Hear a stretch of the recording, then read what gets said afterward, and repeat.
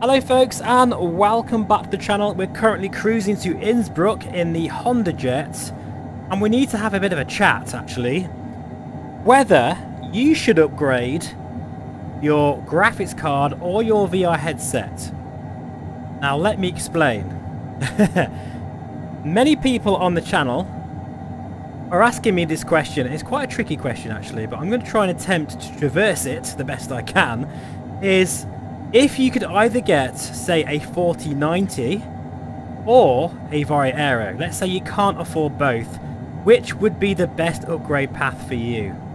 Okay, so the first thing you need to think about, what is more important to you? Clarity in the headset or amazing VR performance?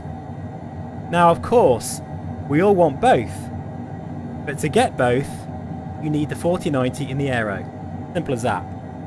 And it is, you know, the AERO and 4090 together is like a match made in heaven. You can run this at 39 pixels per degree, at least in the Varjo based software, that's what it states, and it looks almost retina level in terms of its clarity, and yet you still can get about 45 to 55 frames per second. However, if you can only afford one, I personally would choose the G2 and the 4090, providing that you are happy with your G2. This is the crucial thing. If you're really happy with the Reverb G2, you don't have any issues with the small sweet spot Fresnel-based lenses, and you just love that headset, then keep it and get a 4090. I think you will enjoy that more than, say, if you changed to an AERO, but you say you're running a 3080 or something like that, 3090. Because the extra performance the 4090 gives you, it means that you'll be able to run the G2 at, say, 50, 60, even 70 frames per second, or even 90 frames per second with DLSS as well. And that's, I think, more important than the extra clarity boost you're going to get from the AERO. And that's me being a massive AERO fan. However, as I say, if you are struggling with the Reverb G2, or you just, you're getting fed up with that small sweet spot, the blurry lenses, because let's face it, the G2, whilst it's an amazing headset, it's very limited. That's not to say that if you bought an AERO with a 3080, 3090 graphics card, you're not going to enjoy it. You're going to absolutely love it, because imagine the center point of that G2, but even better than that in terms of clarity, over 90% of the image.